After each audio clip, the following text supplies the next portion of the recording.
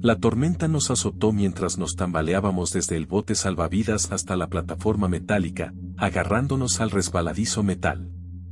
Por encima de nosotros, la oscura plataforma petrolífera se alzaba en el cielo, brevemente iluminada por un relámpago. El relámpago me dio 2 segundos para prepararme cuando una ola rebelde se levantó y barrió la plataforma. Me estampó contra la barandilla lateral, golpeándome primero en las costillas mientras el dolor me recorría el costado. A mi lado, Lyle gritó cuando la ola casi lo arrastró por completo. No podía imaginar lo que sentía el agua salada sobre su piel abrasada, con ampollas que le cubrían el lado derecho del cuerpo. Cuando recuperé el equilibrio, agarré a Lyle por el brazo izquierdo y lo subí por las escaleras.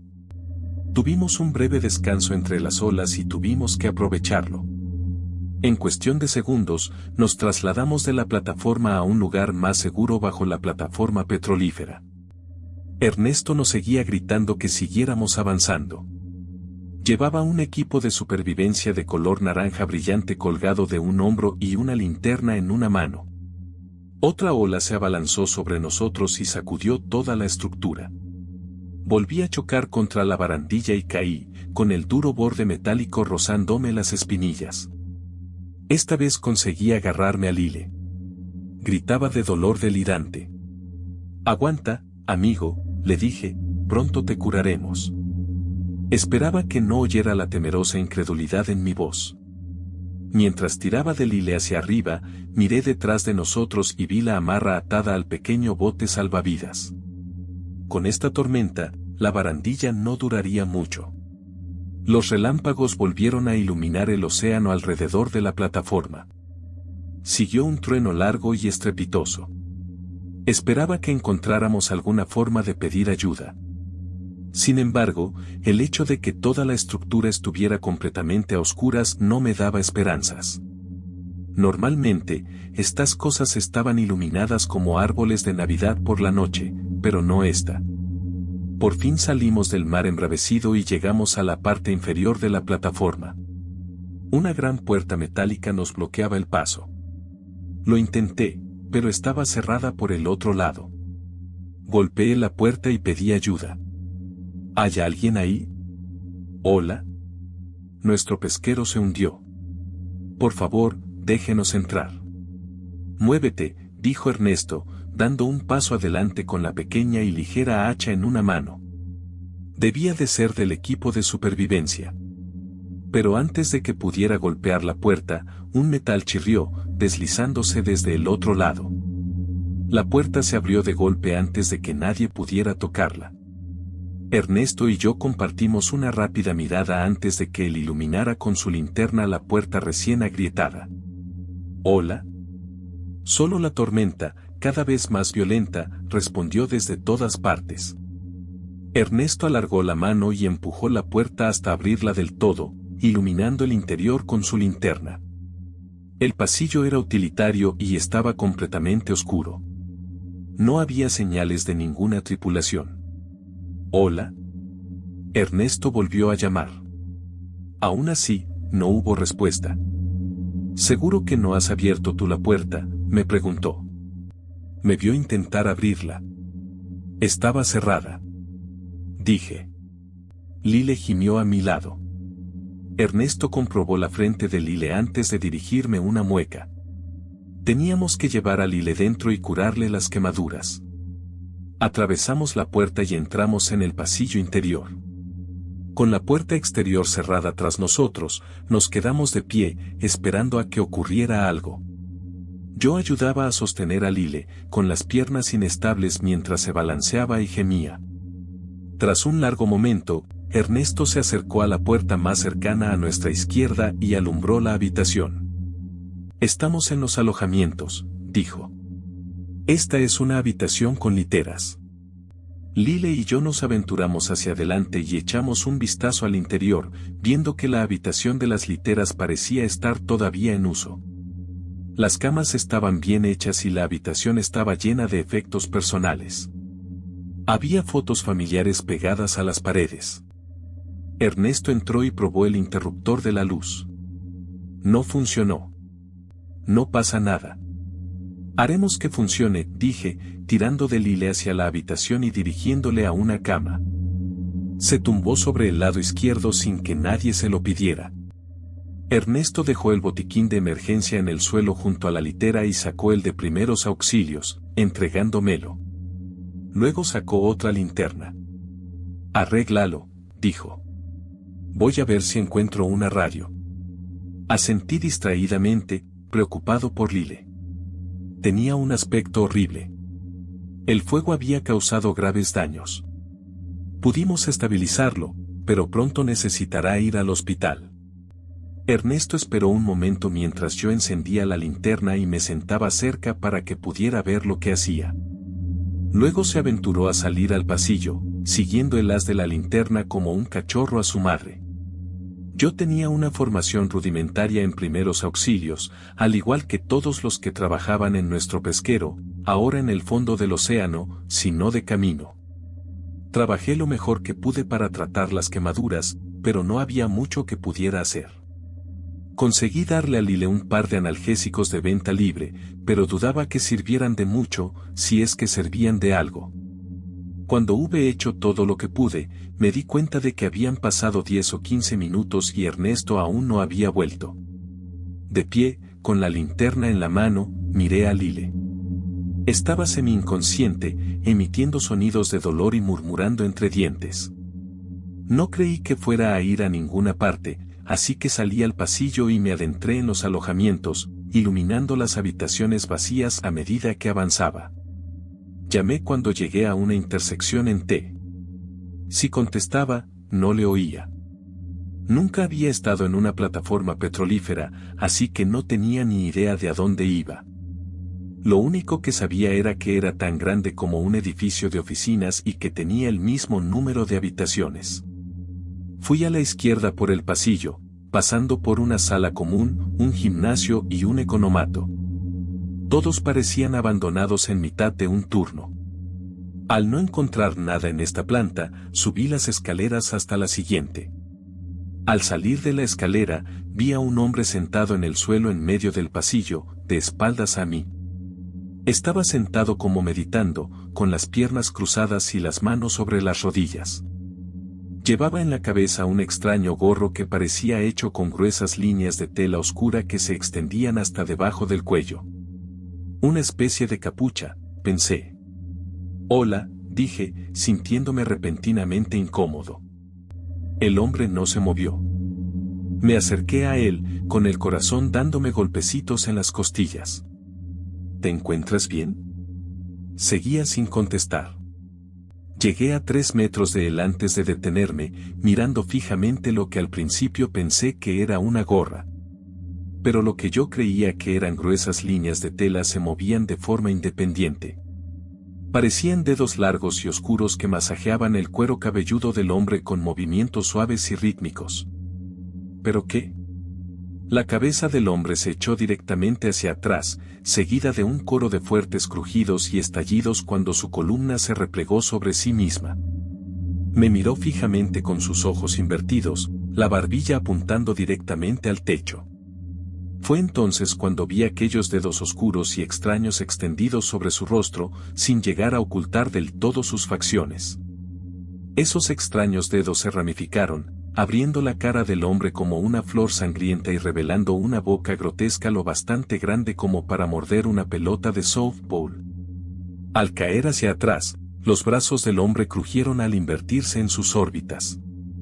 Se lanzó hacia mí a 4 patas, moviéndose más rápido de lo que era posible para un hombre contorsionado hacia atrás. Se me erizaron todos los pelos de la nuca cuando salí volando hacia el hueco de la escalera, con el cuerpo reaccionando antes de que pudiera procesar lo que fuera aquello. Pero no podía llevar a esa cosa hasta Lile, así que atravesé la puerta de la escalera y me dirigí hacia arriba en lugar de hacia abajo. La criatura se estrelló contra la puerta detrás de mí, y yo subí las escaleras de 3 en 3, seguido de los lentos golpes de palma en los huesos crujientes.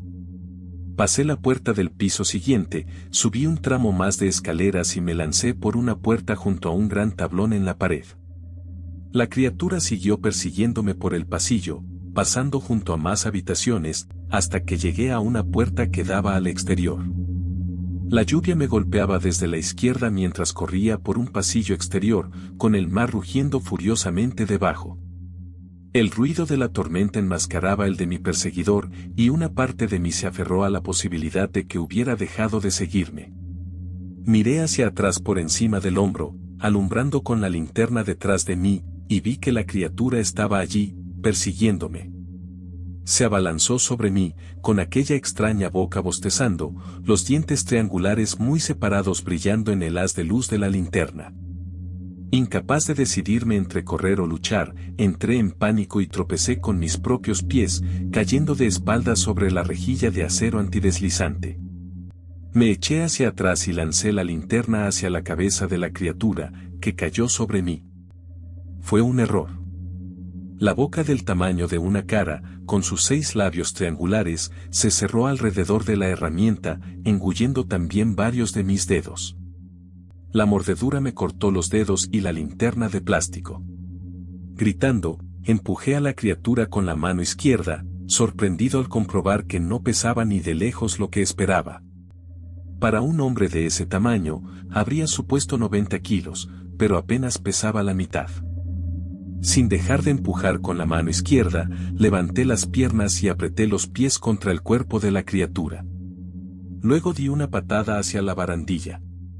La criatura sobrevoló la barandilla y cayó por la borda, desapareciendo en la tormenta. La lluvia y los truenos eran demasiado fuertes para que pudiera oírlos si llegaban a la superficie del océano. Me agarré la mano derecha destrozada con la izquierda, inspeccionando los daños mientras gemía por el dolor. Los únicos dedos que quedaban intactos eran el meñique y el pulgar. Los otros 3 habían sido cortados en diferentes puntos, dejando 3 protuberancias desiguales que sangraban libremente. Mi única preocupación era curar las heridas. Recordé el botiquín de primeros auxilios. Luego Lyle. Oh, no, Lyle. Una avalancha de pensamientos me asaltó, y nuestra mejor opción era volver a la balsa salvavidas y arriesgarnos en el mar. Tal vez la criatura que acababa de arrojar era la única. No es probable. El lugar había estado claramente en pleno funcionamiento recientemente. Ahora, parecía abandonado. ¿Dónde están los demás?, pensé mientras me ponía en pie. ¿Y dónde está Ernesto?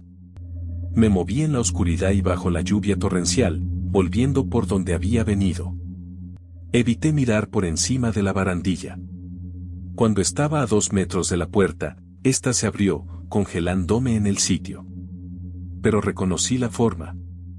¿Lyle? Le pregunté. ¿Qué haces aquí? No contestó. Salió a la pasarela y dejó que la puerta se cerrara tras él. Parecía que tenía sangre alrededor de la boca. Pero cuando me acerqué a él para mirar más de cerca, vi que era más oscura que la sangre. Era un líquido marrón negro untado alrededor de sus labios. Tenemos que salir de aquí, dije acercándome a él, pensando que aún estaba en estado de shock. Se llevó la mano derecha quemada a la cabeza y hundió los dedos en la carne chamuscada. La piel se desprendió de su cráneo como carne cocida a fuego lento del hueso. Dejé de respirar, asqueado e incapaz de apartar la mirada mientras le arrancaba la cara y arrojaba la piel destrozada a la reja metálica. La puerta volvió a abrirse y 2 desconocidos, ambos hombres, salieron. Me miraron fijamente, los extraños dedos negros a lo largo de sus cráneos apenas visibles en la escasa luz. Di un paso atrás y la boca de Lyle se abrió de golpe, saliendo disparada una columna de líquido negro que me salpicó el pecho ya empapado. Me di la vuelta y eché a correr, y los 2 hombres me persiguieron. Al final del pasillo, atravesé una puerta metálica y empecé a bajar las escaleras antes de que otro desconocido me cerrara el paso. Me lancé hacia el otro lado, volví a subir los 2 escalones y atravesé otra puerta. Una maquinaria compleja e inescrutable se agolpaba en la oscuridad del estrecho pasillo. Mi respiración se agitó, pero el mero hecho de oír los pasos detrás de mí me impulsó hacia adelante, impulsado por el terror puro, con la adrenalina retumbando en mi pecho. Atravesé otra puerta y me detuve. A mi alrededor, en la oscuridad, había maniquíes, pero eso no podía ser. Docenas de hombres abarrotaban la oscura sala, de pie alrededor de grandes tuberías verticales con extraños acopladores de goma negra a su alrededor. Cada hombre tenía esos extraños dedos negros que se extendían desde debajo de los cuellos negros de sus monos hasta sus cabezas. Intenté girarme en silencio para salir corriendo de la habitación, pero mis perseguidores me pillaron a la salida. No me habían alcanzado, aunque eran más rápidos. El miedo se apoderó de mi corazón. Me habían encerrado aquí. Con mi mano derecha dañada, sabía que no podría oponer una resistencia decente. Pronto, estos hombres completamente silenciosos me rodearon, cortando mis opciones. Uno de ellos sacó una linterna, la encendió y apuntó a un hombre que estaba en el suelo. Reconocí inmediatamente a Ernesto. Estaba tumbado sobre la rejilla metálica, boca arriba, con la boca manchada de un líquido negro parduzco. Se retorcía y tenía espasmos, con los ojos fijos en un punto desconocido. ¿Qué le has hecho?, pregunté. Nadie respondió. Me acerqué a mi amigo y compañero de trabajo, pero unas manos me agarraron y me mantuvieron inmóvil. Pasó un largo minuto antes de que Ernesto dejara de retorcerse. Se incorporó y me miró sin comprender. Con un sonido húmedo y desgarrador, varios dedos largos y negros subieron desde su espalda y se posaron en su cráneo, clavándose en la piel a lo largo de su frente y alrededor de los lados de su cara. Se puso en pie con facilidad y se acercó a una gran caja metálica con varias tuberías pequeñas. Había una espita en un lado y un rompiente debajo. Ernesto giró la palanca de la espita y vertió un líquido marrón y negro en el vaso. Cuando estaba medio lleno, lo apagó, cogió el vaso y se acercó a mí. Las manos me sujetaron. En el haz de luz de la linterna, el líquido burbujeaba por sí solo, formando espuma alrededor del borde del vaso con pequeños arcillos que se agarraban. Ernesto me puso el vaso delante de la cara. Apreté los labios y giré la cabeza. Unas manos me agarraron la cabeza por detrás y me la volvieron a girar. Di un tirón con los brazos e hice que mis captores se desequilibraran por un momento, pero se recuperaron rápidamente. ¿Por qué son tan ligeros?, me pregunté, recordando lo ligera que había sido la que había echado del andén. No importaba. Nada importaba si no podía salir de esto. Mi cabeza se mantuvo firme. Ernesto acercó el vaso, pero yo seguía con los labios cerrados. El vaso tocó mis labios y Ernesto lo inclinó hacia arriba. Pero antes de que el líquido llegara a mis labios, algo onduló entre la multitud de gente. Los rostros se abrieron para revelar esas horribles bocas, cada una soltando gritos que podrían desear la muerte solo para detener el ruido. Ernesto bajó el vaso, mirando a su alrededor como si se comunicara con los demás. De repente, decenas de ellos salieron corriendo de la sala. Sentí que la tensión se relajaba en mis brazos y aproveché para apartarme y empujar a los hombres ligeros. Esquivé a Ernesto y corrí por la habitación, adentrándome en territorio desconocido. Había una puerta delante, que con suerte daba al exterior. Efectivamente, salía otra pasarela exterior, esta en un lado diferente de la plataforma. Por encima del ruido de la tormenta, oí el bob, bob, bob de un helicóptero. Lo primero que pensé fue que era una locura pilotar un helicóptero con este tiempo. Lo segundo que pensé fue en el rescate. Levanté la vista y vi un helicóptero militar a bastante distancia. Agité los brazos y grité, aunque estaba seguro de que no podían verme. Entonces ocurrió algo. Algo cayó de la parte inferior del helicóptero. Algo que estaba ardiendo. Entonces las piezas encajaron. No era algo que caía. El helicóptero estaba disparando a la plataforma. El misil se dirigió hacia mí y yo actué sin pensar, saltando por encima de la barandilla hacia el mar embravecido. Caí al agua justo cuando el misil impactaba contra la plataforma. Mirando hacia arriba a través del océano, brillantes llamas naranjas florecieron contra las nubes tormentosas. Me alejé nadando todo lo que pude antes de salir a tomar aire. Varios misiles más impactaron contra la estructura. Nadé y nadé mientras llovían escombros a mi alrededor. Finalmente, después de lo que pareció una hora, el helicóptero se fue. La tormenta también amainaba. Me di la vuelta y miré la plataforma petrolífera. Estaba envuelta en llamas y la mayor parte de las estructuras destruidas.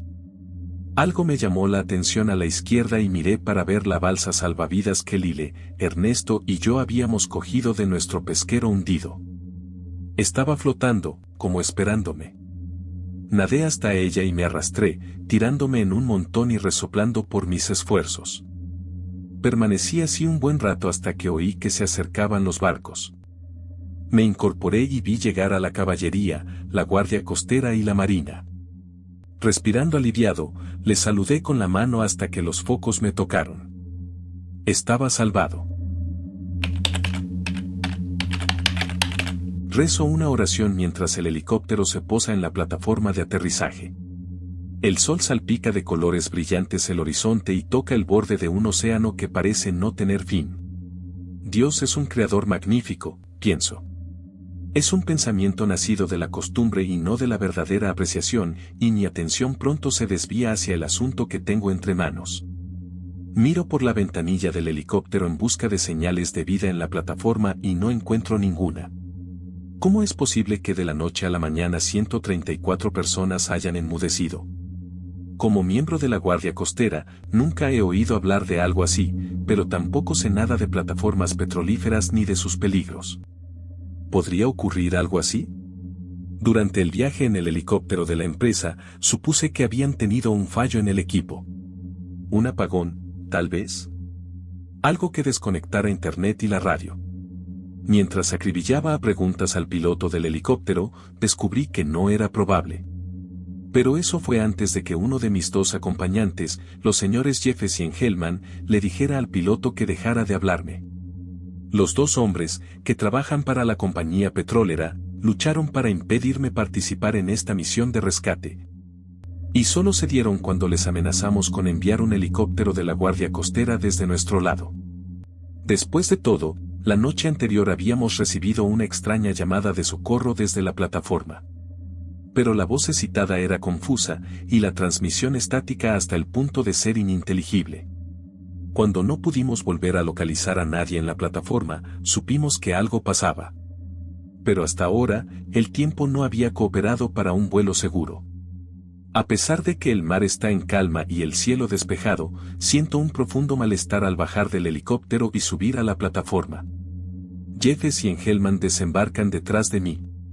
Mi bolsa es pesada y mi misión está clara. Averiguar si algo va mal. Si es así, avisar. Si no, vuelvo e informo de mis hallazgos. En mi mochila hay un teléfono por satélite porque aquí no hay torres de telefonía móvil. También hay un botiquín de primeros auxilios y otros suministros de emergencia. Dudo que mi botiquín sirva de mucho.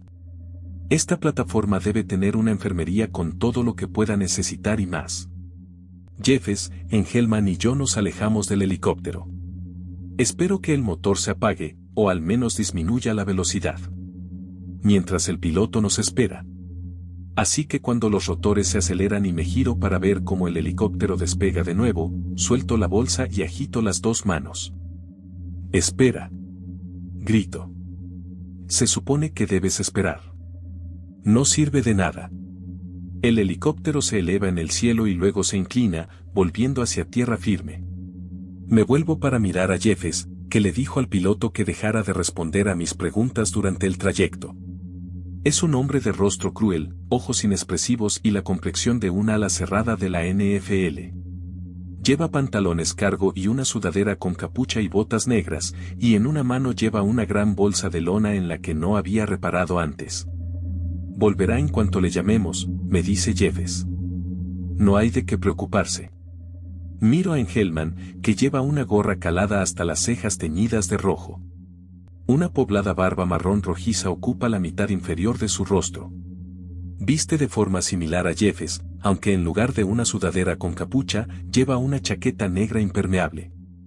También lleva una gran bolsa de lona, que deja caer sobre la cubierta y se arrodilla junto a ella. Esto no me gusta nada. En primer lugar, estaba la pelea que montaron estos tipos por llevarme con ellos. Llegaron al cuartel general de la Guardia Costera poco después de que yo recibiera la confusa llamada de SOS.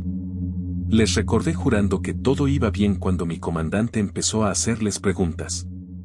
Bien, déjeme hablar con ellos entonces, dijo el CMC Braxton mientras los cuatro estábamos sentados en su despacho discutiendo el asunto. Me temo que eso no es posible, dijo Jeffes.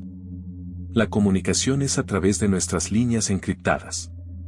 Eso no es suficiente, dijo Braxton. Tengo que hablar con alguien de esa plataforma, de lo contrario enviaré un delfín en cuanto mejore el tiempo. Un delfín es un tipo de helicóptero que utiliza la Guardia Costera, y los dos hombres de la petrolera lo sabían, lo que quedó claro porque Jeffes cambió rápidamente de rumbo. Saldremos nosotros mismos a ocuparnos del asunto en cuanto podamos, dijo. Podemos traer a uno de sus hombres. No es necesario malgastar valiosos recursos y mano de obra cuando sabemos que no pasa nada. Braxton y yo compartimos una breve mirada antes de que él asintiera. Luego se volvió hacia Jeffes. Bien, puedes traer a Cervantes. Sonreía a los dos hombres. Ese soy yo. Muy bien, dijo Jeffes. Engelman se limitó a mirarme. Ahora, mientras estamos en la cama del helicóptero, Engelman vuelve a mirarme mientras saca un MP5 de su bolsa de lona y me apunta al pecho. No hay por qué alarmarse, dice Jeffes, dando un paso adelante y sacando la Glock 17 de mi funda. No te haremos daño a menos que hagas alguna estupidez. Levanté las manos, recordando lo que me dijo Braxton cuando terminó nuestra reunión y los dos hombres de la petrolera se marcharon. No me fío de ellos en absoluto, dijo. Vigila tus espaldas. Eso es más fácil decirlo que hacerlo cuando solo hay uno de mí y dos de ellos. ¿Qué demonios está pasando aquí, chicos?, pregunté. Relájate, Cervantes, dice Jeffes. Lo solucionaremos enseguida. Baja las manos y junta las muñecas. Pensando que se refiere a mi espalda, eso es lo que hago. Pero Jeffes niega con la cabeza. Ponlos delante. Hago lo que me dice, pero la mirada que le dirijo es inconfundible. Cuando saca un par de esposas flexibles y me las pone en las manos, cede. Si nos metemos en problemas, no quiero que quedes completamente inútil. Es extraño que diga eso, pienso, arrepentido de haber venido a este viajecito. Automáticamente, recito el Padre Nuestro en mi mente. Pero sé que las palabras caen en saco roto. Lo sé desde hace tiempo. A pesar de ello, no puedo evitarlo. Y la oración me reconforta un poco mientras nos adentramos en la plataforma petrolífera. Todavía no he visto a nadie, y llevamos caminando unos 15 minutos cuando llegamos a lo que parece una sala de control. He estado acribillando a preguntas a Jeffes y Engelman, pero hay un silencio como el de las algas y el plancton muertos hace tiempo que ahora componen el petróleo para el que se construyó esta plataforma. ¿Por qué crees que abandonaron este lugar?, pregunto al entrar en la sala de control. Cállate, dice Engelman desde detrás de mí, empujándome hacia adelante con la punta de su MP5. Jeffes se sienta en uno de los paneles de control e inicia sesión. Eso es algo que he notado. La energía parece no estar afectada por lo que sea que haya pasado aquí. Las luces brillan y los ordenadores funcionan perfectamente.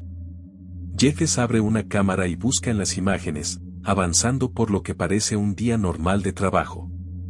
En una de las imágenes, algunos hombres realizan tareas de mantenimiento. Otros comprueban los instrumentos en otro. Un par de tipos se sientan en una sala y controlan el enorme taladro que constituye el objetivo de la operación. Vuelve a cambiar de canal y muestra una pequeña cafetería. Hay gente comiendo. Los cocineros cocinan. Los limpiadores limpian. Entonces ocurre algo extraño. Todos dejan de moverse exactamente al mismo tiempo. Al principio, creo que es porque el feed está congelado. Pero los numeritos de la esquina superior izquierda siguen moviéndose. Luego, rápidamente, la gente vuelve a moverse. Pero ahora utilizan sus herramientas, utensilios, Lo que tengan en las manos para hacerse daño, violentamente. Un tipo abre la boca de par en par y se hunde el tenedor hasta el fondo de la garganta. Vuelve a sacar la mano sin el tenedor y tose sangre, un chorro rojo que salpica la mesa de la cafetería. Otro se clava un cuchillo de mantequilla en el ojo. Uno de los cocineros, que está cortando verduras, le clava el cuchillo en las tripas y se las corta al estilo Harry Carey. Los intestinos caen sobre la tabla de cortar. Me quedo mirando, boquiabierto, con la mente intentando al mismo tiempo encontrarle sentido, formular una pregunta y recitar el Padre Nuestro. Jeff se aleja y vuelve a pasar por los canales hasta que encuentra imágenes de otra cámara de la cafetería. Desde este ángulo, puedo ver a un hombre de pie en la puerta de la cafetería, mirando fijamente la carnicería que sigue desarrollándose. Es un tipo canoso de aspecto espigado que me recuerda a Bruce Dern, todo huesos y rasgos angulosos. ¿Qué demonios es esto?, pregunto. Vosotros no trabajáis para la petrolera, ¿verdad? Cállate, dice Engelman. ¿Qué es esto?, pregunto de nuevo. Vaya mierda de control mental. ¿Por qué esa gente se hizo eso a sí misma? Me senté. Antes de que Engelman pueda terminar su frase, la puerta de la sala de control se abre de golpe. Entran corriendo 3 hombres con herramientas. 2 de ellos llevan llaves inglesas pesadas, mientras que el tercero lleva un cuchillo de cocina como los cocineros destripados. Engelman se da la vuelta y dispara un par de veces, matando a uno de los de la llave inglesa antes de que el otro le golpee en la sien con una herramienta pesada. La cabeza de Engelman se mueve de lado con el impacto. Estoy seguro de que morirá antes de caer al suelo. Mientras tanto, el hombre del cuchillo me acuchilla. Levanto las manos y el cuchillo me atraviesa la muñeca, pero evito daños graves gracias a las esposas flexibles. Jeff saca su pistola mientras el otro hombre de la llave inglesa dispara contra él. Estoy demasiado ocupado defendiéndome del tipo del cuchillo, agarrándolo por la muñeca y sujetándolo con fuerza mientras me golpea en las costillas con la otra mano. Suena un disparo. La sangre salpica la pared. El de la llave inglesa cae al suelo y su llave se estrella contra la pared. Jeff se acerca a mí y le mete una bala en la cabeza al del cuchillo, que cae al suelo sin medio cráneo. Lo miro fijamente, con la sangre cayendo por mi muñeca y mezclándose con la sangre que salpica el suelo. Tenemos que movernos, dice Jeffes, arrodillándose y cogiendo el cuchillo. Utiliza la hoja para cortarme las esposas flexibles. Luego me da la pistola mientras coge el MP5 de las manos muertas de Engelman. ¿Qué demonios está pasando?, susurro, conmocionado. Lo único es la pistola que tengo en la mano. Tenías razón. Es control mental. Ahora encontremos a Ramsey antes de que descubra una forma de usar la mierda con nosotros. ¿Ramsey? ¿Ese era el viejo de las imágenes? Movámonos, Cervantes. Necesito tu ayuda, dice Jeffes, saliendo a toda prisa de la habitación. Le sigo entumecido, dejando atrás más cadáveres de los que he visto en mi vida. ¿Es esto una plataforma petrolífera?, pregunto mientras avanzamos por el pasillo. Por supuesto que sí. Quiero decir, ¿estaban bombeando petróleo? ¿O se trata de algún experimento del gobierno?, pregunto yo. Esas dos cosas no son mutuamente excluyentes, dice Jeffes. ¿Cómo funciona?, pregunto. ¿Es alguna frecuencia extraña? ¿Hipnosis? ¿Deberíamos llevar auriculares o qué? Necesitamos protección. Jeff se detiene en el pasillo y se vuelve hacia mí. Es mucho peor que eso, dice. Y si no lo detenemos, las cosas se pondrán feas para la raza humana. Se da la vuelta y reanuda la marcha, pero yo permanezco inmóvil en mi sitio durante un largo instante. Espera, ¿has dicho que lo detenga? ¿No querrás decir detenerlo? Jeff se detiene ante una puerta en el lado industrial de la plataforma petrolífera, frente a la zona con las viviendas. Se vuelve y me susurra. ¿Cómo está tu memoria? ¿Qué?, pregunto desconcertado. ¿Puedes recordar unas líneas y seguir repitiéndolas en tu cabeza cuando entremos ahí? Jeffes, dime qué demonios está pasando. Susurro. ¿Qué hay al otro lado de esa puerta? Es la planta de perforación, dice. Y no vas a creer lo que vamos a encontrar allí. Se lo garantizo. Así que te lo pregunto de nuevo. ¿Puedes recordar unas líneas y seguir repitiéndolas en tu cabeza, veas lo que veas? Me encojo de hombros. No lo sé. Puedo intentarlo. Inténtalo con todas tus fuerzas. Y busca al viejo, Ramsay. Es su emisario. Si lo matamos, disminuimos su poder. ¿Eso? ¿Qué es eso de lo que hablas? Kuserat, Temerat, Lester Satan, Leikputten, Leichter, Jeffes dice. ¿Qué?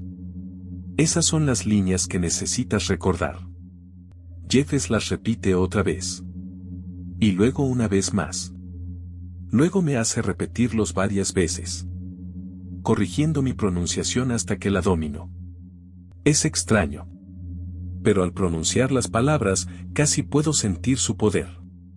Parecen resonar en mi garganta y en todo mi cuerpo con cada sílaba. Incluso pensarlas me hace sentir extrañamente poderosa. Sigue diciéndolas en tu cabeza o en voz alta si te resulta más fácil. Siempre que lo hagas, siempre que veas, no dejes de decirlas. No voy a entrar hasta que me digas qué está pasando, te digo. ¿Por qué Ramsay hizo que esa gente se suicidara? ¿Qué encontraremos en el suelo del taladro? ¿Qué demonios está pasando aquí? Ramsay es solo un recipiente. Un emisario, como dije. Ha desatado una antigua bestia. Casi un dios. ¿Esas personas que se suicidaron? Eran sacrificios para la bestia.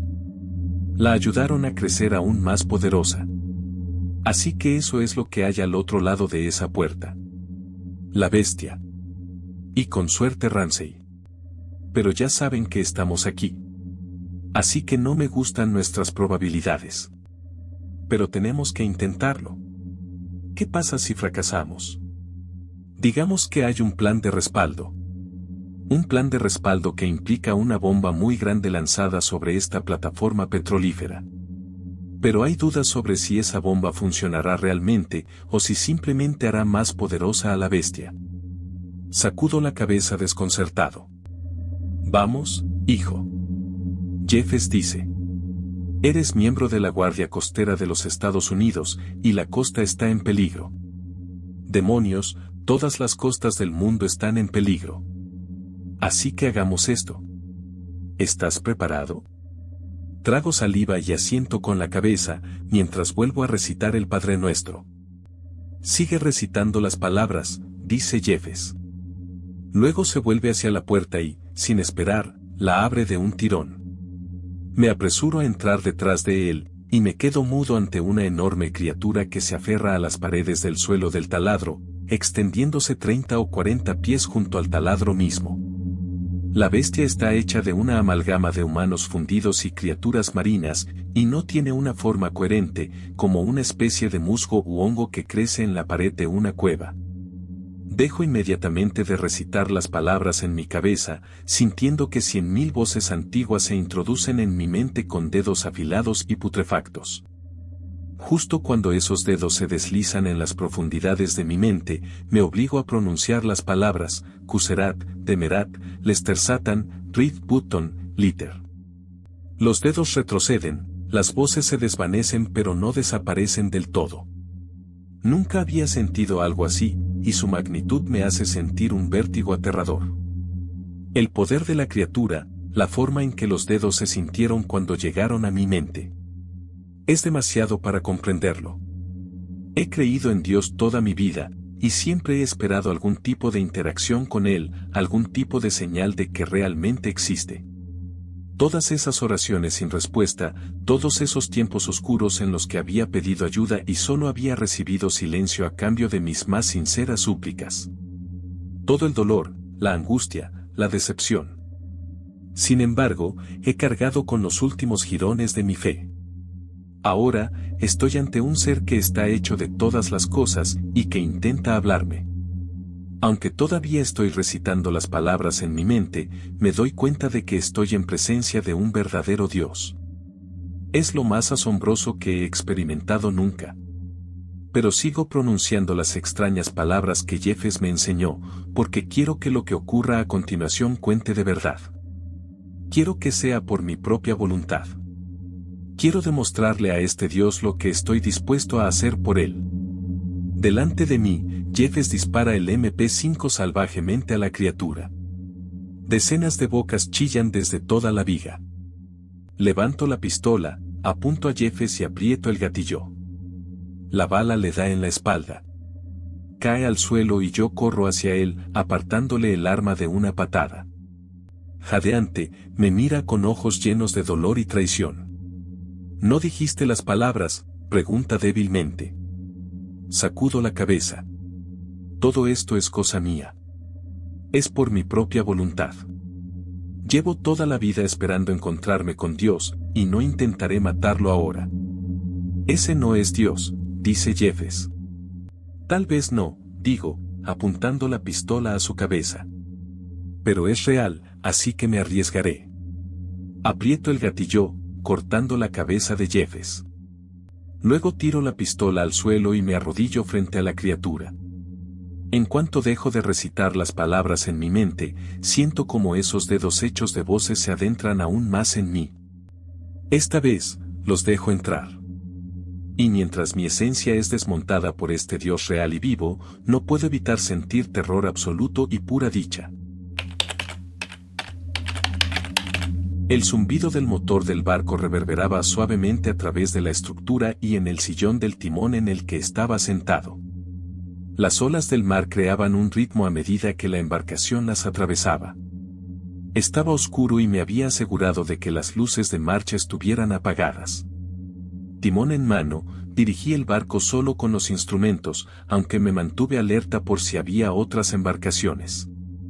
Sabía que si los guardacostas nos veían, tendrían preguntas que yo no podría responder. Pero ese era el riesgo que corría. Por eso me pagaban bien.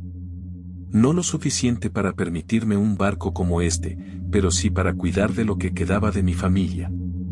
Tráeme otra cerveza, ¿quieres?, le dije a Carter. El joven, que estaba a mi lado en el timón, asintió con la cabeza y sonrió con impaciencia, luego se volvió para coger otra lata de la nevera que había traído a bordo. Había una nevera en la cocina, pero a mi jefe no le gustaba que la utilizara. Ni siquiera le gustaba que bajara a los camarotes si podía evitarlo. Me fijé en el andar despreocupado de Carter, su piel clara y el nuevo y reluciente anillo de bodas de oro en su dedo anular izquierdo. Solo tenía 23 años, por el amor de Dios. Solo un crío. Un golpe seco procedente de abajo me hizo saltar el corazón a la garganta y busqué instintivamente hacia abajo, no como si mis ojos pudieran ver directamente a través de una sólida cubierta metálica. Una voz canosa, como la mía, pero apagada de algún modo, susurró en mi cabeza. ¿Qué más hay ahora?, murmuré, volviendo a echar un vistazo a los instrumentos e intentando ignorar el miedo negro que se abría paso en mi pecho. Sabía que la plataforma petrolífera abandonada estaba ahí fuera, erguida en la oscuridad, tal y como había estado durante casi una década. A las petroleras les salía más barato despojarlas de todo lo valioso y dejarlas allí para que se oxidaran, y luego desmantelarlas. Había cientos de ellos salpicando los vastos océanos, quizá miles, como gigantescos montones de basura en medio del mar. Pero bajo la superficie, rebosaban de vida, que era exactamente la razón por la que me dirigía a este. Por eso lo había usado muchas veces antes, y probablemente lo volvería a usar muchas veces, aunque la idea hiciera que ese miedo negro y escurridizo me apretara el corazón. Cerveza. La cerveza ayudó. Carter llegó con una sola lata y me la dio. ¿No vas a tomar nada?, le pregunté. El joven de ojos marrones negó con la cabeza. No. Quiero recordarlo todo. Quiero hacerlo bien. Contuve una risa cínica. Kit no sabe lo que le espera. No quería reír. Quería gritar. Parecía que últimamente siempre quería gritar. Bien, dije, dándole la espalda y rompiendo la cerveza. ¿Qué más necesito saber para conducir esta cosa? Pilotar, dije. Se llama pilotar, no conducir. Vale, ¿qué más necesito saber sobre pilotar esta cosa? Me bebí de un trago la mitad de la cerveza, pensando, ¿para qué? Pero tenía que mantener la treta. Tenía que evitar que sospechara algo. De lo contrario, se acababa el juego. ¿Sería eso tan malo?, preguntó la voz canosa de mi cabeza. Otro golpe vino del interior del barco. De uno de los camarotes, pensé. ¿Has oído eso?, pregunté. No, creo que no. ¿Qué ha pasado? El golpe sonó de nuevo, mucho más fuerte esta vez, y mi cerveza me salpicó a mí y a la cubierta mientras saltaba. ¿Te encuentras bien?, preguntó Carter. Sonó otro golpe y después un rasguño. Jesús, dije, levantándome del timón con los dedos y la camisa chorreando, antes de volverme hacia Carter. Coge el timón. ¿Qué? Pero yo no. Sigue recto. Ahora vuelvo.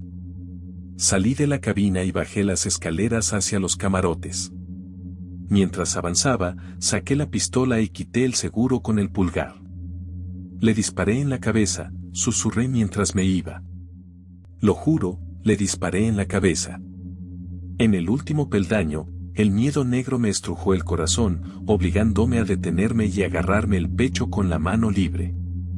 Apreté los dientes contra el dolor. Los ruidos habían cesado, los arañazos y los golpes, pero podía sentirlo ahí dentro, esperándome. «Están todos ahí dentro», dijo la voz canosa. «Cállate», jadeé, controlando por fin mi respiración. Una vez en orden, me acerqué a la puerta cerrada del camarote. Las otras puertas estaban abiertas, tal como las había dejado. Con rapidez, agarré el pomo y abrí la puerta de un tirón, entrando para ver la figura de un hombre atado y tendido en el suelo donde lo había dejado. Las gruesas bolsas de basura que había colocado a su alrededor seguían intactas, al igual que el cordel de alta resistencia. Era importante mantener la cubierta limpia de sangre, y no solo para contentar al jefe. El muerto yacía en el suelo, cerca de los pies de la cama. Sobre su cabeza había un armario cerrado. Detrás de mí había un cuarto de baño, la puerta también cerrada. Eché un vistazo salvaje a la habitación y luego remolqué el cadáver envuelto. Se sentía muerto. «Te estás volviendo loco», volvió a decir la voz. Negué con la cabeza, pero al darme la vuelta para salir de la cabaña, noté que se filtraba agua por debajo de la puerta de acordeón del armario. Empapaba la moqueta. «¿Qué coño?», me dije, dando un paso hacia el armario. Con el espacio limitado, tuve que montarme a horcajadas sobre la cabeza del muerto. Abrí de un tirón la puerta del armario y una avalancha de cadáveres putrefactos y anegados salió a borbotones, chocando contra mí y golpeándome contra las piernas envueltas en bolsas de basura del muerto. Unos dedos huesudos y carcomidos me alcanzaron mientras los cadáveres del armario se amontonaban, farfullando y gimiendo. La mayor parte de sus esqueletos estaban desnudos y solo quedaban pequeños trozos de carne descolorida. Una extraña anguila salía de la cuenca del ojo de uno de ellos y volvía a entrar por la boca abierta del cadáver. Los crustáceos se aferraban a sus huesos y el coral brotaba de sus extremidades. Grité, con el pecho agitado y el corazón palpitante, luchando por salir de debajo de la pesada y viscosa pila. Pero me agarraban, haciendo que cada movimiento fuera más y más débil. Unos dedos huesudos se acercaron a mi boca abierta. Podía saborear el agua salobre que había empapado los huesos de los dedos. Aún así, grité cuando los duros dedos se introdujeron en mi garganta y desencadenaron mi reflejo nauseoso. Vomité las 4 cervezas que me había tomado desde que subí al barco. «¿Qué demonios estás haciendo?», gritó Carter. Le miré desde mi lugar en el suelo, aún tumbado sobre las piernas del muerto. Pero no había más cadáveres. Ningún esqueleto animado clamando por mi alma. Y no había agua empapando la alfombra. Solo mi vómito espumoso. Me bajé del cadáver y me puse en pie, aún con la pistola en la mano. Pero no se me ocurría una respuesta que sonara sensata. ¿Te encuentras bien?, preguntó Carter, por fin. Estás hecho una mierda. He bebido demasiado, dije con desgana. Tuve que parar el barco porque no sabía qué más hacer. No sé lo cerca que estamos. Demasiado cerca, dije, mirando la puerta cerrada del armario. Demasiado cerca, joder. Carter y yo sacamos el cuerpo de la cabina y lo dejamos en la cubierta, cerca de la parte trasera. La plataforma petrolífera abandonada se extendía hacia el cielo por encima de nosotros. Había anclado el barco, lo bastante cerca para que no corriéramos el riesgo de estrellarnos contra la maldita cosa. Saqué provisiones de mi bolsa y me puse manos a la obra. Primero, corté todo el cordel alrededor del cuerpo. Luego, corté las bolsas, abriéndolas para poder sacar el cuerpo con facilidad. Estaba vestido con su pijama y el único ojo que le quedaba miraba al cielo nocturno. El otro lo había destrozado cuando le disparé en la nuca. Me quedé mirando ese ojo hasta que Carter llamó mi atención. Me miraba con extrañeza. Lo había hecho desde mi pequeña crisis en la cabaña, pero no importaba. Pronto, nada de Carter importaría. Juntos, atamos las cadenas alrededor de cada una de las 4 extremidades del hombre. Mientras trabajaba, no dejaba de buscar mi pistola, tocándola para asegurarme de que estaba allí. Luego atamos una pesa rusa de 40 libras a cada una de las cadenas. Una vez hecho esto, nos pusimos de pie. Bien, dije. Ahora, lanzamos las kettlebells al océano, y el hombre nos seguirá. Carter asintió. De acuerdo. Cuando se inclinó para agarrar las pesas rusas de las piernas del hombre, saqué mi pistola y le disparé. Pero reaccionó rápidamente, apartándose de un tirón y cayendo al agua. Pensé que le había dado en la cabeza, pero no estaba seguro. Joder, dije, corriendo y mirando hacia el agua oscura. No veía nada. Aún así, me agaché y tanteé su cuerpo. Tenía que pesarlo a él también. Metí el brazo hasta el hombro, pero no sentí nada en el frío mar. Al levantarme, una salpicadura carmesí me llamó la atención. Sangre en la cubierta. Le había golpeado. Volviendo la vista al agua, busqué más, con el pánico aumentando a medida que el miedo oscuro y escurridizo me atenazaba el corazón. Entonces los vi en el agua, los cadáveres del armario de la cabaña. Emergieron de las profundidades, flotando hacia la superficie, esbozando sus esqueléticas muecas. Sabía exactamente cuántos cadáveres había arrojado aquí a lo largo de los años. Conocía todos sus nombres. Y sabía muy bien que cada cuerpo significaba comida en la mesa para mí y mi familia. Cada uno significaba un techo sobre nuestras cabezas, un seguro médico, atención dental y una jodida valla blanca. Pero también significaba que la cosa maldita alrededor de mi corazón se hinchaba. Con cada cuerpo, se hacía más grande, más negra y más poderosa. Presa del pánico, me arrodillé y dejé mi pistola entre las piernas del muerto. Sin pensarlo, empujé la pesa más cercana hacia el agua. Esto fue suficiente para tirar la otra pierna del hombre al agua, arrastrando mi arma con ella. Maldije, zambulléndome para salvar mi arma antes de que el cadáver se precipitara al agua, con las pesas repiqueteando contra el casco del barco al caer por la borda. Pero cuando me adentré en el oscuro océano, una mano me agarró la muñeca. Gritando, aparté el brazo de un tirón y volví corriendo a la cabina. Puse en marcha el motor y apreté el acelerador. El barco avanzó un poco antes de empezar a arrastrarse. No había recogido el ancla. Tiré del acelerador hacia atrás y el sonido del motor se desvaneció, sustituido por un lento goteo de agua detrás de mí. Me giré y vi a Carter de pie, con un corte sangriento en un lado de la cabeza y una cadena colgando de una mano. Era una cadena que había sido hecha para él. Pero no fue la presencia de Carter lo que hizo que ese escurridizo miedo negro estrujara mi corazón una última vez. Fueron los 14 cadáveres dispuestos detrás de él. Mi víctima más reciente me miraba fijamente con su único ojo sano. El resto me miraban con las cuencas vacías y las bocas sin piel y sonrientes. Carter sacó la cadena y el metal crujió en mi sien. Caí al suelo en la cabina.